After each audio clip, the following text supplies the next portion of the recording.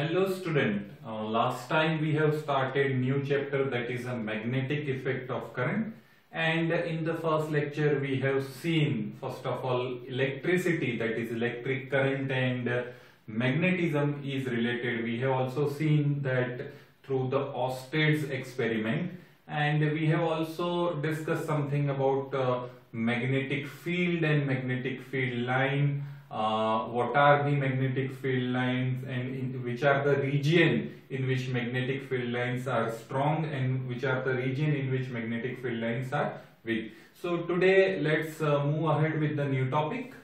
So name of the topic is the magnetic field due to current carrying conductor. Now current carrying conductor means wire. So we may have a different kind of the current carrying conductor. In our syllabus we have a straight wire in which the electric current is flowing, and circular wire in which electrical current is flowing. So in today's lecture we are going to discuss the the thing which is related to the straight wire. Okay, so first of all we will start our discussion with the activity. Let's say we are having a two figure A and figure B. Both the figures are identical barring few things. So here in figure A, first of all, you can see there is a battery and a key and the straight wire XY. Okay, so here the current is flowing in clockwise direction. Okay, and the compass, magnetic compass has been put here. Note one thing here is wire is going above the magnetic compass. So magnetic compass is below or beneath this wire XY. So here what we can see, when the current is not flowing in the wire, the magnetic compass or magnetic needle has assigned itself in the freely rotating XY direction. Let's say this is something like a XY direction. You can see it like this. The moment the current is flowing, it has deflected in this direction. You can see in the figure. So it is in the let's say right hand side. So for reference, let's say here I have drawn some direction as well. So here north, south and east, west is there. So let's say when current is not flowing, the magnetic needle has been aligned in north south direction, that is this direction. The moment current is flowing, it is deviating something towards the east. Okay, so this is figure number A. Now what is there in figure number B? Here the everything else is same. The only thing is that battery's direction has been reversed. So here left hand side plus was there, right hand side minus was there. Here left hand side minus is there and right hand side plus is there. So current is flowing anti-clockwise. Once again, when the current is flowing, here current is flowing from X to Y, here it is flowing from Y to X. So when current is flowing, when current is not flowing, it is something like this. But when the current is flowing, it has shown the deflection towards the west. So it is deflecting towards west. Okay. So from this two figure and from this activity, what we can conclude that if the current is flowing in the circuit in one direction, let's say magnetic needle is moving or it is showing deflection in one direction, let's say in east direction. The moment you are reversing the current or reversing the polarity of the battery, magnetic field or the magnetic compass is showing deflection in another direction, let's say in the west direction. So if the direction or the polarity of the battery is changing, then direction of the magnetic field also changes. Okay, so here it was when it is X to Y, it is towards east. When it is Y to X, it is towards west. So yes, when the direction of current is reverse, the direction of magnetic field also reverse. So that is what we have seen as far as the current is flowing in the straight wire XY is concerned. Now let us move further with another activity. This activity we are doing to answer the certain question or to address the certain question. The questions are like, does the produced magnetic field depends upon the magnitude of current? That means here let's say current is flowing is 1 ampere. If 5 ampere current is flowing, or if let's say 0.2 ampere current is flowing, that means if the current is increases or let's say current is decreases, then the produced magnetic field will remain same or it will change. Number one. Number two, is produced magnetic field same at every point in the surrounding of wire? That means this is the wire. Here if I put a compass, let's say here if I put the compass and here and here and here, so everywhere the magnitude, that means the strength of the magnetic field is same or it is different. So let us perform another activity. So here you can say the battery is there, emitter is there. This is important. This is a variable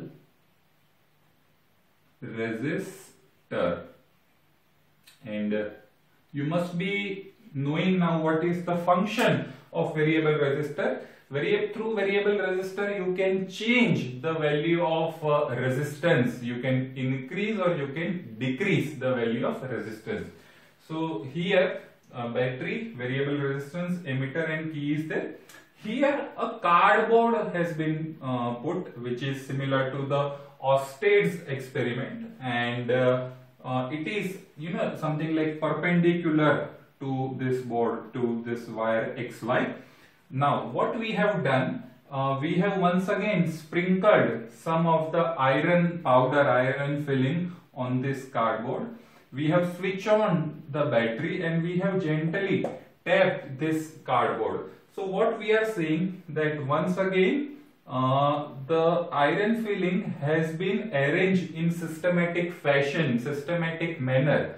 But unlike the bar magnet, the activity which we had performed in the previous lecture, it has some direction, like it was emerging from the North Pole and ending in the South Pole. Here you can see that iron filling has aligned, or they have made a design of concentric circles. Here you can see that they are concentric, smaller circle, then a bigger circle, then a bigger circle, and so on.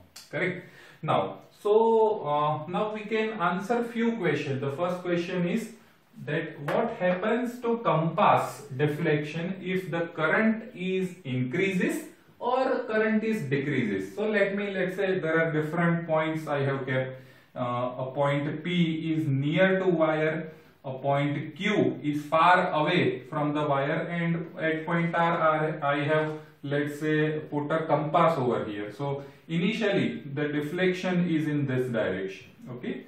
Now when the current increases or current decreases, and how I will made the value of the current lower or higher through this variable resistor.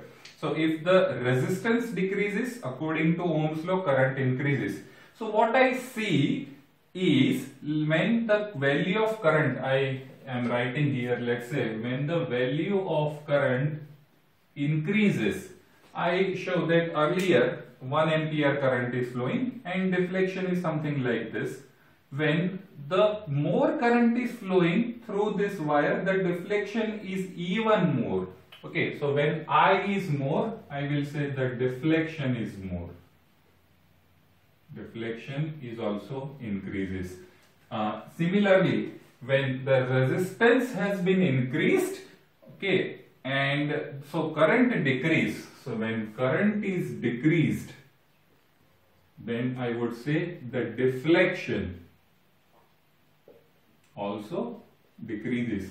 So first point we can conclude from this activity, at the same point, we are not moving from R to P to Q. At the same point, let's say at particular point, if the current increases, the deflection increases. Let's say this is a natural position, and if the 1 ampere current is there, it shows this much of deflection. If 5 ampere current is, it shows this much of deflection. So the more is the current, the more is the deflection, and it gives us the information that how come it is the more deflection, because the more is the produced magnetic field. The second question is, what happened to compass deflection if we move away or towards the wire? Now here, by keeping the value of current fixed, okay, so when I am moving from point Q to point P, that is from far to near, I will show here the more deflection. But the moment I am going away from it, the deflection is become lesser and lesser. That means in the nearby region of this wire, the value of magnetic field is higher, and in the region which is far from this wire, the value of magnetic field is lower. Okay, so once again, when the current flowing in the wire is higher, the value of magnetic field is higher, and when the current flowing in the wire has been decreased, the value of associated magnetic field also decreases. Second, when the nearby region of that wire which is carrying current is there, it got the more amount of magnetic field than the point which is far from the wire. Okay, so I hope you have understood.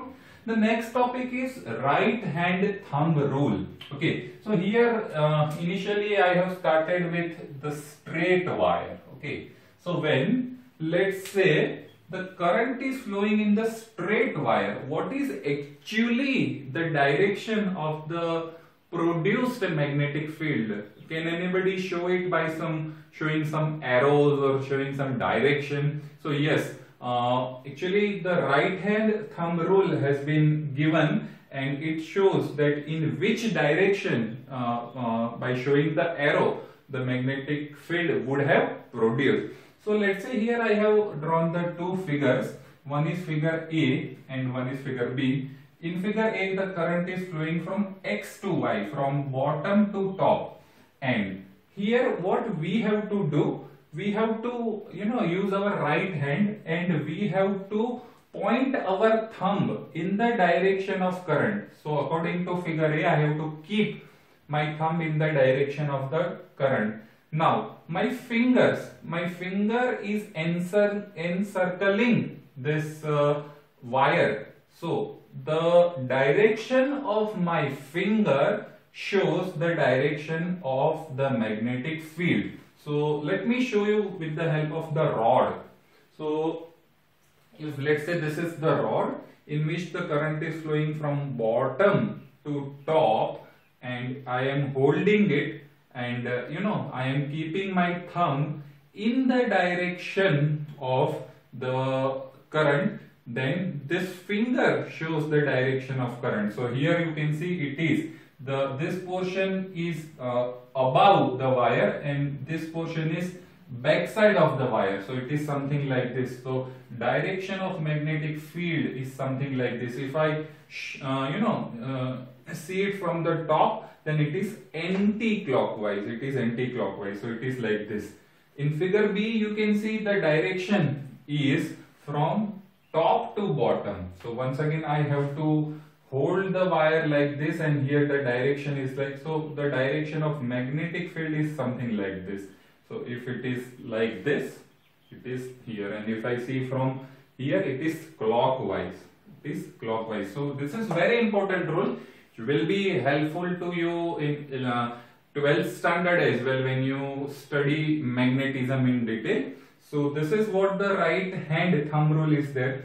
I'll try to make you understand with the help of one more device. Let's say, once again, if the current is flowing in the upward direction, so when it is in the upward direction, the direction of the magnetic field is something like this. So I have a small device with me. So it is in this direction. Okay, so you can see the arrow. You can see the arrow here. The current is from bottom to top, and this is according to figure A. And according to figure B, it is something like this. Okay, so current is flowing in this direction. So it is something like this. Okay, so I hope you have understood what is the right hand thumb rule.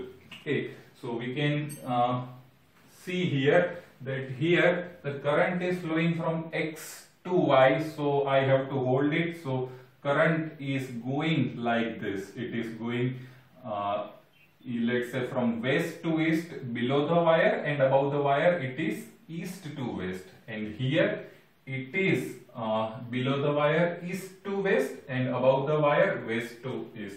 Here also you can see it is, I am holding it, it is something like this, okay.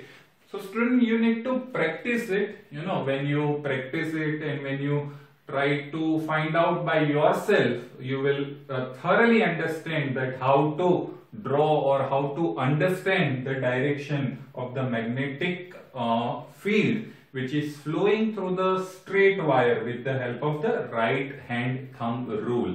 Okay, let us try to discuss one or two numerical. Okay, on page number 228 we have example 13.1.